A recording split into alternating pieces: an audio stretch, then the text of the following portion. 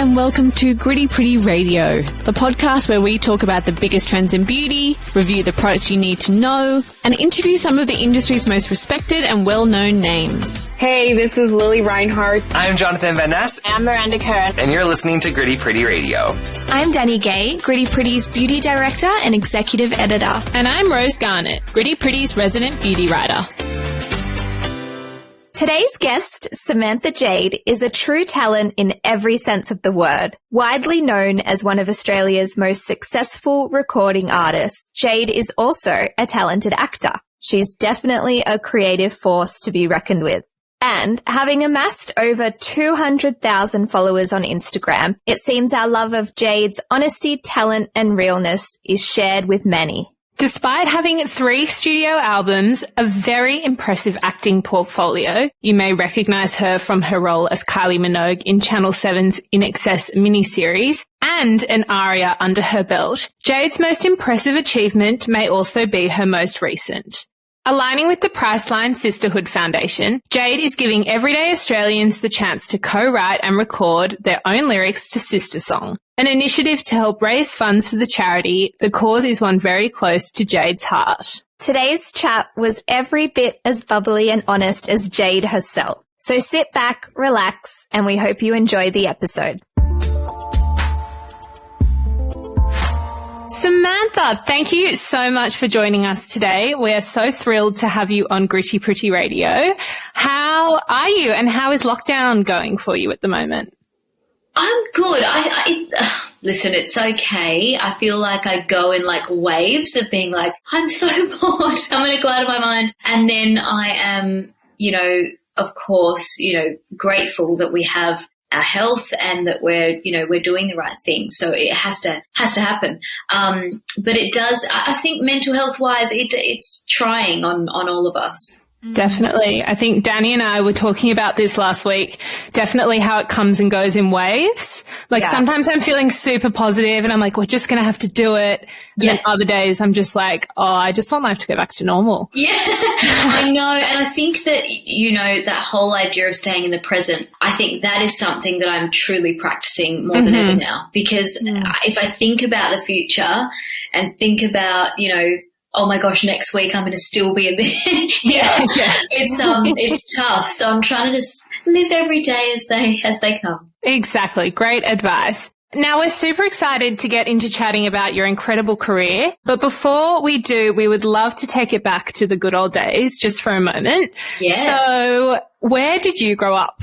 I grew up in Perth in Western Australia and I love Perth so much. I still absolutely just have so many fond memories and so much love for that city. What a beautiful place in the world. Yeah. And so growing up, what role did music play in your childhood? Like I'm picturing you as one of those families that sits around the lounge room singing together and what was it actually like? Well, my family, you're pretty spot on actually. My family, my mum and dad, They weren't musicians, my mum and dad, and singers. My mum was a dancer, so she was a ballerina from the time she was about 12.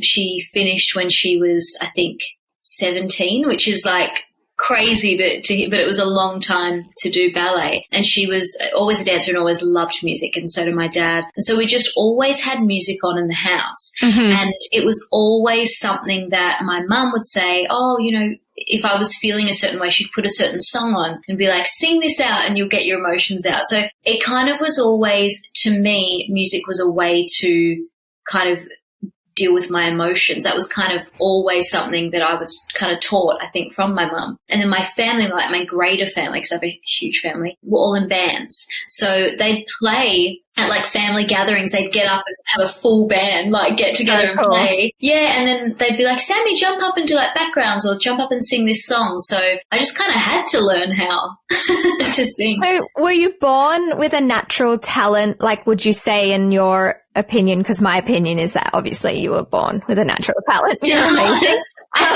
But like in your opinion, were you just kind of forced to like, you had to be good because people had high expectations at the family barbecue? I do think that you have a voice. Like, I think with singing, I think you are born with it. I do think it's God-given, because I think that I got better at my craft, but I always could sing. Like, that was always my party trick, you know, like that I would pull out and be like, I'd be the girl that all my friends would be like, sing, you know, and I'd be like, no, okay. But yeah, I do think if I have to, here we go. Here's one I've planned for like 3 years. No, but I do think that you have, like, it is a God-given thing, and then you work on it to be better. Mm-hmm. Did you have a particular role model in the family, or perhaps it was in the industry when you were growing up? I feel like my mum was always a role model. She was such a light. She was just such a light. And everywhere we would go, people would be like, oh my God, I love your mum. Like, they would be like, even at shops, like late night shopping on a Thursday was like the, you know, fun thing we'd do in Perth. And I remember we'd go to Maya, and my mum, she knew everyone. Literally everyone. And I remember some days we would literally leave with the staff, because she was such a talker, and we'd like go through that staff entrance because she'd be chatting to the perfume girls and the fragrance girls. She knew everyone. It was so funny, but it was just because she was a really special person, a special soul that just listened as well as spoke to anyone and everyone. And so she was kind of the light for me that I always wanted to kind of follow and emulate. Definitely. I think it's so important to have one of those role models. I would probably describe my mum in the same way. And I just think it's so funny how you think your mum is so special, and you just you don't know how she came to be that way. Yeah. Like, I'm always like, how do you know all these people? Yeah. Like, at one point, you didn't know any of these people, and now they like come up to me and they're like, so how's your mum going? What's she doing? So nice. It's so special. And it's such like a mum trait. Like, I feel like everyone has similar stories of being like, oh yeah, my mum knows everyone from up the road and down the road and roundabout. Yeah. And it's a great lesson. You know, it's a great lesson to be that person who speaks to everybody, and who, you know, doesn't matter where you're from, what you do, who you are. There's, you know, the mums of the world who we look up to. They then, you know, have put that into us. And I think that's really important, especially today with everything we're going through, is that, you know, that lesson of just speaking to anybody is a really beautiful lesson to learn. Definitely. And I think, you learning that, and it definitely comes across in your kindness, and, you know, we'll get into that a little bit later, but definitely I think that, you know, it shines through in your personality, whether that's over social media or on TV or in real life. So yeah, definitely. So your career has spanned almost 20 years, which is absolutely incredible. How did you initially break into the music industry? Oh my gosh. Well, it was a very long time ago. I was 15 when and you know, from Perth. So like the industry in Perth is very, very small. I mean, it's small in Australia, and then like Sydney and Melbourne are kind of the places for the music industry. And then there's Perth, you know, like it's even further removed. And so there was a very small industry. I knew this girl who, she was like in my family, and she was the singer of the family actually. And I just loved her voice, and I would just be like, teach me everything you know. And we would sing together. She knew this girl, so random, who lived across the road from her, who had a studio. And she was like, oh, I think I'm going to go to the studio. And I was like, oh my God, how cool, the studio. Little did I know that's where I'd pretty much live the rest of my life. Yeah. But I was like, oh, okay, what's a studio? Like, I knew kind of what a studio was, but didn't really. And I remember one day she invited me. She was like, do you want to come? And I was like, yes. And so I went to the studio and I recorded on a microphone in a studio, which for a singer, like, that is the pinnacle, you know, like that is the thing, that's the vision. And I remember going, oh my God, I remember having a feeling that I didn't know then, but that feeling I would chase forever. That feeling of like, oh my gosh, this is what it feels like to feel like you're in your purpose. And I remember very, very, very strongly having that feeling when I was like 15. So crazy. And then, basically I recorded this kind of almost like a few songs with this team. They sent that DVD at the time. It's so funny now. In a proper little mail thing over to the States and to a few different labels, and this man got a hold of it, basically called me and my family. Me and my mum went over, cut a very long story short, I got signed to a label at 17. Oh my goodness. Yeah. That's amazing. Crazy. I cannot even imagine being 17 and being a working singer signed to a label. Like, that is crazy. Oh, it was. And I just, do you know what's crazy is thinking about it now, because obviously so much life has happened and I'm so much older and I've done so many things. But at that time, that was it. That was it. Like, you were done. I was done. I was like, signed to a label in America. Nailed it. Yeah, totally. So I just thought that was it. Like, it's crazy how big it was. Yeah, definitely. And what were those early years of your career like? Because, I mean, we touched on the fact that you were only 17 years old. I imagine that would be, like, the music industry is kind of hard enough to navigate as it is, let alone as a teenager. So, yeah, how did you kind of go about navigating those early years? I was truly, I've spoken about this a lot lately with all that's going on in the industry, and especially the Me Too movement. Mm-hmm. And I was so lucky because my mum was everywhere with me. Because I was underage too, she, especially in the States, you have to be 21. Yeah. So it's even older, which is great. So she came to a lot of my sessions. She was in every meeting. She was in every fitting, like everything to do with the industry. She was there with me. And at the time I was like, oh my gosh, Mum. So embarrassing. Yeah. And I'm so glad that she was there looking back, because there are a few moments that I think of now when I've had these conversations with different girls in the industry and different people in the industry that I probably would have had a moment to, have to really work through. And I'm really glad that I haven't, because she was there. So many times that she was like, no, I'm coming to that. And I'd be like, oh my God. But now I'm like, thank God she did, because you don't know where the path would have led. Mm-hmm. So thanks, Mum. That was a good one. Yes. Oh my God. Yeah, shout out to you, Mum. Totally. Gotcha. And a lot of our audience would probably remember when you returned to the music scene in 2012 on X Factor. You went on to win it. So tell us about that period of your life. Like, what spurred you to audition for the show? Well, I had been in the States, so I'd lived there basically. I was 24 at the time, and I had lived there since I was on and off for like 9 to 10 years. And I kind of I'd lost my deal at 21, which is so young. But in my mind, I was like, well, that's it. Life's over for me. Like, I just completely thought it was done. Totally. Yeah. That's what you think when something's so big in your life. You're like, if this goes, there's nothing left, especially at that age. But so I'd lost my deal by 21. I was kind of singing. I was doing vocals for Glee, that TV show Glee. That's so cool. It was so cool. I know, it was so cool, but I was kind of just doing like ghost vocals on that and like background vocals so that I could make money to then like pay for like my life and my flights back and forth. And then it kind of just got too hard and I was like, oh, I just don't think I can do this anymore. And I'd had a few bad meetings and I thought, I think it's time. I think it's time to throw in the towel. I think it's done. And I remember speaking to my mum and dad, who have always been, my rocks. And they basically were like, I think you maybe should come home. And they weren't like you should come home because, you should give up. They were just like, I think you should come home and just reassess and do some personal kind of growth. You're only 24. There's a whole life ahead of you and you need to remember that. And I was like, okay, so I came home and I remember like I went to Perth and I worked with my dad. He was like working at this warehouse, this like mining warehouse. And he was like, oh, we need someone to count stock. And I was like, oh gosh, I'm terrible, but I can count. So I can definitely do that. And so, cause I had nothing on my resume but singing and songwriting. Like, that's all I was doing. And so I worked with him for a while.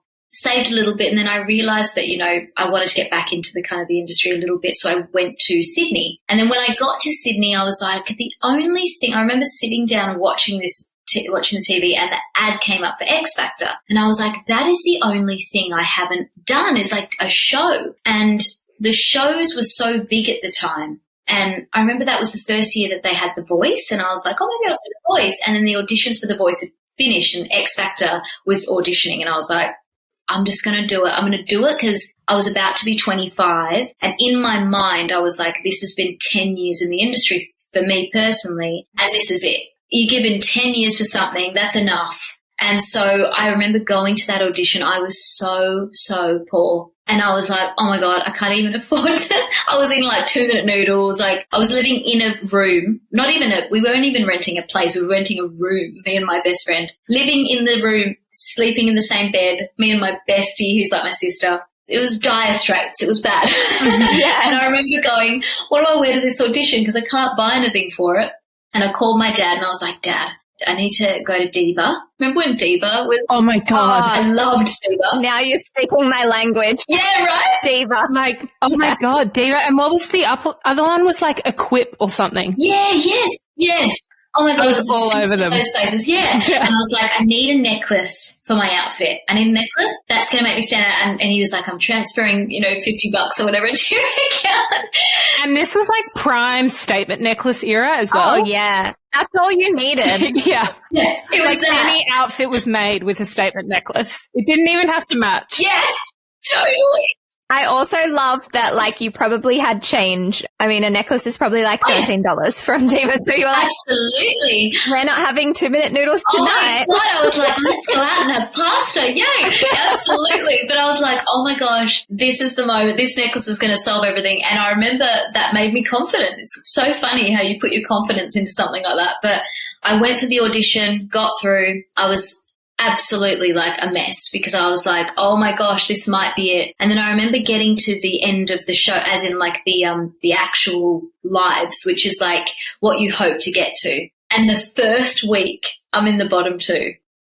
And I was like, oh my God. And you feel like, especially for me with all that I've, just told you, and there was so much in that 10 years that happened off and on and up and back down. And I was like, oh my God, Australia hates me. This is all I had left and they hate me. Because that's how you feel, Yeah, you had so much riding on that moment, like financially. Yes, everything. Like I was like, this is it. You needed it to absolutely work. Yeah. And so every week I would say goodbye to the cast and the crew and the food people and the catering and the lighting. Like I would go around and be like, guys, it's been amazing, so great to meet you. And they'd be like, no, you're going to be here another week. And I'd be like, I don't think so.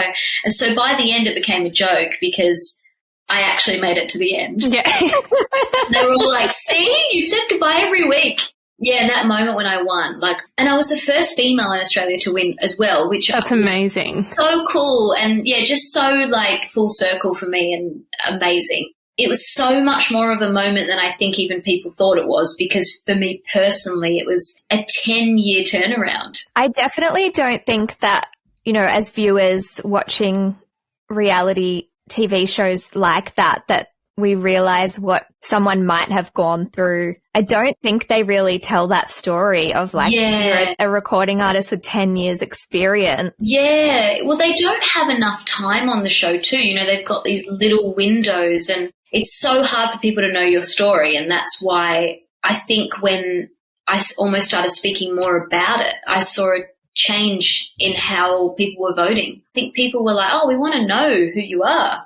So since then, you've gone on to release 3 albums and numerous singles. How did the process of creating music differ in your second life, I guess? Like when you were a bit older, you'd had that experience in America. Was it different or was it the same? It was different because I think especially after the show, because you do the show, right, and that's hard enough. Like it's so hard. And then you're like, oh my gosh, I've won. Okay, great.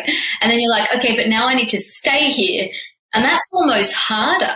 It's so many things riding on what you're about to release, and you're so excited and nervous, and there's so many emotions. And that first release after the show, I think not the winner's single, because I think that one, you're in the public eye, you just want to show, it's the best time to release something. It's the second release that's really the game changer moment. And I feel like that's the one that can either make you or break you in that moment. And so I actually took a lot of time to figure out what that was. And usually you're supposed to kind of go with something straight away. And I remember speaking to Sony at the time and I was like, I just want to do this right. I don't want to put a song out to put a song out because I've been around and I've been a writer and I get it, I think. So I just want to really make sure I do the right thing. And so when Firestarter came out, it was such a great moment, and we even took so much time with the video to make sure the video was really exciting. And I remember at the time, because it's now, I think, 9 years ago, I remember saying,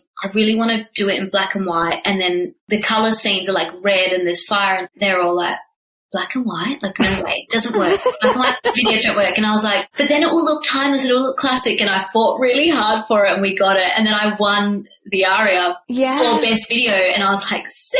I knew it. I told you so. I told you guys, but I learned in that moment to trust my vision, you know, and to trust that what I want to do with my career after this show is what I've always wanted to do and make, you know, great art. That's such an interesting lesson. How do you know when to really push for something? Because I can imagine in the industry as the artist, you have a lot of competing, I guess it's more like everyone has a vested interest in some part of what you're doing for their own reasons. So how do you know when to be like, okay, guys, I don't need the black and white, and when to be like, it's black and white.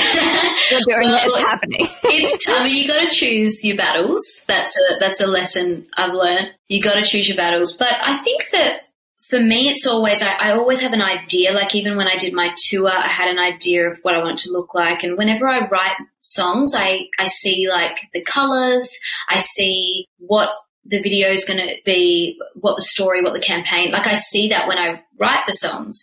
And so I think there's always a vision. And then what I do is basically kind of when I have those meetings, make sure I tell everybody what that vision is. And if it starts to veer way off, I just try and rein it in. Yeah. Because I believe when you write the song, that's the birth of the song, right? So taking that and completely changing it is just not going to do any good to the song. I make sure that my team's always on the same page as that. But then there's always people with great and better ideas than you. And that's a lesson too of kind of going, well, no, that's better. You got to learn how to deal with your ego and how to go, no, that is better. I'm going to take that on board and also stand up for what you believe in. It is tough. It's just about a knowing, as Glennon Doyle says, but I believe that. I think there is something in you that knows if you're going too far or if you're not reining it enough, and you just got to make sure that you have a direct line to that voice. Yeah, definitely. I think the gut feeling is something that's so underestimated. Yes. And it's hard to trust because you're like, what even is this thing inside me that's telling me to do this? Like, where is it coming from? But I think the older you get, the more you see that the times that you haven't listened to it, you should have. And then you kind of get better at listening to what your gut is telling you. Totally. Oh, absolutely. Definitely. And so along with singing, you've also dipped into acting over the years, with your most notable role being Kylie Minogue in the In Excess Never Tear Us Apart miniseries, which was amazing to watch. I loved it. So oh my God, I loved it. I watched it with my whole family. We watched new episode. Yeah. How do you prepare for an acting role as compared to, say, a musical performance? Is there kind of a different way that you go about it, or is it like a similar process, just using different aspects? Well, for me, music, I always write it. So it's always from my creation, and it's from that day in the studio, whatever I was feeling, whatever I wanted to put down. And then acting is you're playing somebody else. So, and especially for the Kylie role, like I was playing someone who may see it. Yeah. And that was so nerve-wracking. That's all I could think. I was it's only just hitting me now how nerve-wracking that would be. Oh, It was so nerve-wracking because you're thinking, this person is going to watch me and be like, I wouldn't do that. I mean, you know, like you've got to... They're still with us. Yeah, that's right. Very much still with us and very much still adored. And so that for me was like, okay, you've got to do your research. So I watched as many interviews that I could on how Kylie spoke back then, if she spoke about Michael, which she didn't do much. So I kind of had to imagine what it would be like, their relationship. I spoke to a few people who knew her. In Excess, the actual band, 3 of the members were on set. A lot of the time we were filming. So we got to speak to them and ask them questions, and that was really helpful. But Yeah, acting, it's such a different beast. It's so fun because it's similar in the way of, with music, as the way of you can become someone else. And that's what I love about when I perform, because I am not that girl off stage. I'm definitely not the girl in my music videos. Like, I watch my music videos and think, gosh, she looks great. Who is that chick? She's awesome. She's fun, yeah. Jules and I, my bestie, we always joke about it because she's like, I watch you in videos, and then I'm like, who is that? And I'm like, I know, me too. But you become someone else. You take on a role. And so it is similar in that regard. Yeah, the role must have been so intimidating because you've got the speaking voice of Kylie when she was growing up. And then I imagine that she's someone that softened her accent like many Australians do when they start working in the entertainment industry. So you're kind of like performing her voice at different stages or at different moments. And then there's also the element of her singing voice. Well, and in the show, I was playing her. Well, I was actually playing her. I think it was 87, which is when I was born. So I obviously didn't know that Kylie, right? That's why I did so much, like watching so much of that time. But also I was playing her in a few different stages of her life. So I played the Kylie that was like this sweet, you know, Australian girl next door. And then she kind of like did the whole, went to that premiere where she had the short hair and was finding that her sexuality and those kind of things. So it was like, it was really fun because it was really two different kind of roles that I was playing. It was really, really cool to play. Incredible. We did an amazing job. Thank you. So good. Still one of my faves. Oh, thank you. And I guess looking back on those amazing highlights that we've just talked about in your career so far, what would you name as your biggest career highlight to date? That is a good question. I've had a few. I will say winning an ARIA was such an amazing That's got to be up there. That was amazing. I mean, just as an Australian, as a singer, that is what you dream of. I used to sit at home and watch the ARIAs and always say to my mum and dad, like, one day I hope I can be there. Just be there. And then, you know, you go there, and in your second time of even going to the ARIAs, like, you win an ARIA. I still pinch myself with that. You know, that's such an amazing thing and such an accomplishment for me, especially because that had been such a long time in the industry. And also, I don't know if many people know this, but years and years ago when I was doing these demos that I told you about, when I was hardcore in demo land because I didn't have a deal and I had to make money somehow, and demos were the way to do it, I recorded this song, which I recorded for my own album at the time. And then obviously I lost my deal, so I didn't make an album. So this song was kind of floating around, and I got a call from the songwriter, and he was like, hi, I'm just letting you know that song you recorded, Celine Dion's coming in to cut it. Yeah. Sorry? Celine Dion. And I went, oh my God. Exactly what you just did. I was like, sorry, what? Excuse me, pardon? Yeah. Sorry, what was that? I think my phone is not working. Like, what did you say? And he goes, Celine. And I was like actual Celine. He goes, yeah, she's coming in and I've sent her your version. And I was like, oh my gosh, please call me afterwards and let me know like how it went. And he was like, sure. So she goes in, she cuts the vocal. He calls me and he goes, I'm just letting you know, like, she said that your vocal really helped her. And I was like, oh my gosh, that's amazing. And it's actually, he sent me a YouTube link and it's actually on YouTube. And she is listening to my demo while she's recording it. So that's another moment of like, I said to myself in that moment, this was way before I even did X Factor, I was like, that's it. That's all I need. I'm done. I've made it. I'm done. She is the queen. My gosh. Oh, the best. I'm going to try and find that video, and if I find it, it will be linked in the show notes below, everyone. Yes, it's called, the song was called Map to My Heart. Okay. So if you look that up, you should be able to find it. Okay, cool. Rose is on it. It'll be linked, everyone. So you've also recently aligned yourself with an incredible initiative from the Priceline Sisterhood Foundation. And as a very loyal Priceline sister, I feel like I'm on the top tier because as a teenager, I just used to be like, Whoop, paycheck. I'm getting Priceline. Absolutely. So for this year's Support Our Sisters fundraising campaign, you asked Aussies to help you co-write your special sister song to help you raise money for the foundation, which I thought was such a fun way to get everyone involved, especially with something that you are so talented at. Why was this cause so important to you, and why did you choose to align yourself with it? I mean, I love Priceline. Who doesn't? Like you just said, Yeah, I'm the same. For as long as I can remember, you go in for like one thing. I just need makeup wipes. And then you walk out with like 17 million things, but you need them all. $250 later, you're like, what? Yeah, exactly. Yeah, I love Priceline. I love Priceline for what they sell, obviously, but what they stand for. And I love that it does feel, even when you pull out your sisterhood club card, you know, you feel like you're part of something. And I think that is such a beautiful alignment with the store. You know, how many stores can you say that you feel that way going into? So I've always been a huge fan of Priceline. I did a makeup line actually with them a few years ago.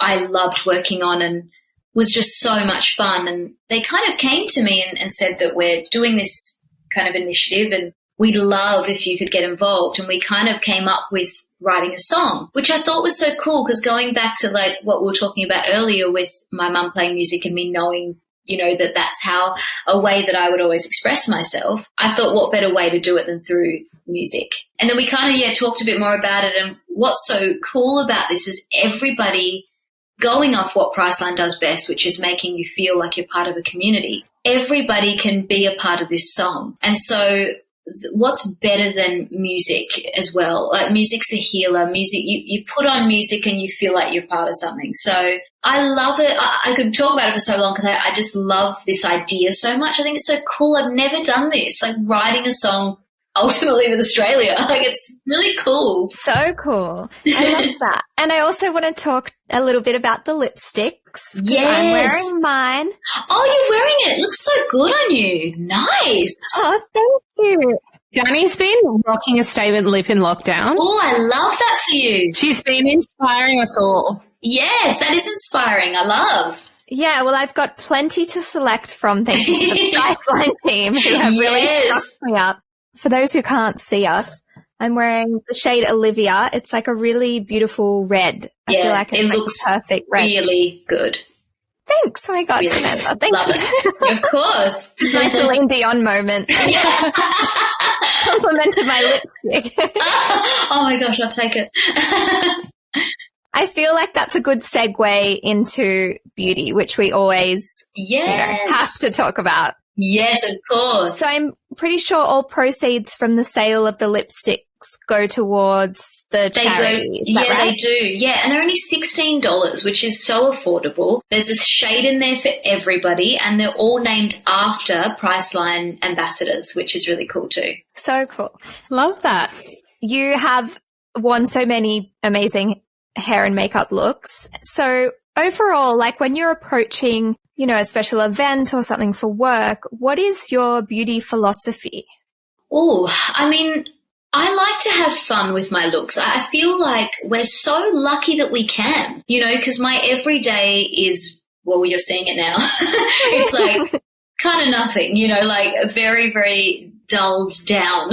Just it's like because the perfect no makeup look, though. For those that can't see you. For those at home, don't be fooled. She still looks flawless. Glamorous. Thanks, guys. Oh, that you guys, my ego's gonna be huge. No, but I like that look. I like that kind of like, you know, effortless, beachy kind of vibe. And so when I'm in my work, I love playing with looks. I love playing with different hairstyles and different makeup looks, and I like doing bold things. You know, of course I always come back to my bronze vibe, but I like doing a bold lip. I like doing a different kind of I had a fringe for a long time. I chopped my hair.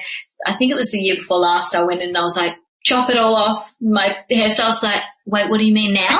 We were at a photo shooting and I had like extensions in but my hair was about probably to there. So like just past my collarbone. We're in the middle of the shoot and she was like, hey, what do you want to do now? And I was like, I want you to cut it off. And she was like, what now? And I was like, yep, cut it into a bob. Oh my God, that's iconic. Okay, yeah. She was like, oh, now. And I was like, yeah. And I got home and Pat was like, oh, wow, is this a look or is this? And I was like, no, I cut my hair today. And he's like, I love it. But I just love that we can do that. Like, it's so fun and you become a different person. And beauty, I love. I think for me, it's such an inner thing too. You know, of course, beauty always starts inside, but it is incredible what it can do when you put a lippy on. How great do you feel? You know, I love that it has that as well.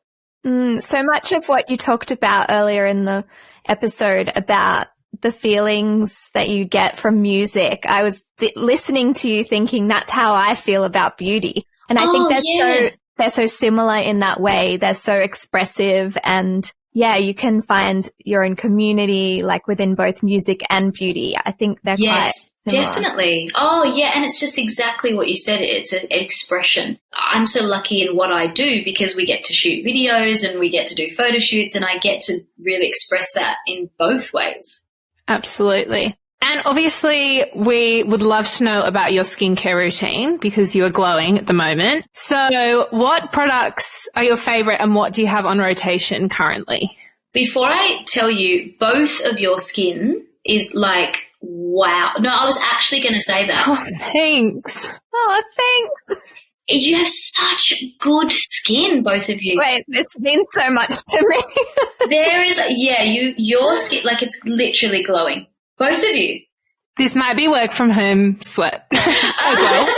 Well, it's kind of better, don't you reckon? Because like that's the one thing about my skin right now. It's probably better than ever because I'm not sweating in makeup, which is what I do. Like it's hard with being a performer because of course when you're performing you're, you know, on stage and you've got stage makeup on or TV makeup, which is heavier, but then you're sweating under the lights and, you know, when you're dancing. And so for me, skincare is so big because I have to make sure it comes off all that makeup. I love like makeup wipes. I use like 3. I'm that person who's like, no, there's still more. And there really is. The weirdest thing is the 3rd wipe. I'm like, see, there really is. I told you. I told you. So I make sure that I definitely take it all off. I think that's the first thing. Always oil-based for your eyes because lashes. Skincare. I love Rationale. I've used that for a while now. My friend Jules had used it and I was like, what are you doing with your skin? Because you look fantastic. And she was like, oh, really? She's like, I've started using it. This was a while ago. And she was like, I've started kind of dabbling in Rationale. And I was like, oh yeah. She's like, I use some of the serums. And I was like, okay. So I started it and I started doing the whole program. Mm-hmm. And then I did the whole program and then it was like, oh, it's a little pricey. It is such a common thing with Rationale where you're like, oh, that's a lot of money. Like there goes $1,000. It's a lot of money. And maybe I should just focus on the ones that I can tell are making the difference, which might be different ones, but it's nice to try them all. Yeah, like the moisturizer for me actually makes a difference. So I was like, okay, I'm going to stick to that. And then use different serums. And the serum that I use that I'm obsessed with, which is, this is it. It's Olay, which is what Julesy uses. And it's the hyaluronic serum. It's so good. It feels beautiful and it smells beautiful. And my skin has felt so much more moisturized since I've been using it. So I really, really actually love that. And it's really affordable, which I love too. I love Olay. They're great. They have so many good products. They have really good products, yeah. And then I make sure that I, you know, do like the masks here and there, but I use a lip mask every night. Which one? It's in a pink. Is it Laneige? Yes, it's that. It's so good. Oh my gosh, so good. As soon as you said lip mask, I was like, Is it the one with the pull out little spoon thing? I think it does have a spoon thing. I've lost the spoon thing. I always yes. lose the spoons too. Yeah. They last about a day in this house and then I'm like, oh, okay. We're different personality types. I have my eye on my spoon yeah. How good is it? Oh my gosh, it's so good just because lips are such a thing that dry up in winter especially so much. That changed my life. That's a life-changing thing. It's so good. They've just brought out a new flavour, Hot Tit. Oh. It's purple and it tastes like Zappos. Oh my gosh, I love Zappos. It's gummy bear flavour. It tastes like a Zappo. Oh my gosh, I'm actually ordering that after this. It's so good. Getting that. Amazing. But does it have the spoon thing? Because It must have great. the spoon. Great They news. love that spoon. Yeah, the spoon. You'll have a new spoon as well if you order it. So it's a win-win. I'm going to try and be like you, Danny, and just save my spoon. And so to wrap up, because we have loved chatting to you today, Aww. we would love to know, where is your number one post-COVID travel bucket list destination? Just to give a bit of positivity to the end of the episode. I'm such a traveler. I love to travel and I get the bug. I get it every year. I get it. And it's like around this time that I usually am in somewhere. The year before last, I went to New York with Jules and Guy for Jules's 40th. And then the year before that, I went to New York again. And then the year before that, Pat and I did a European getaway.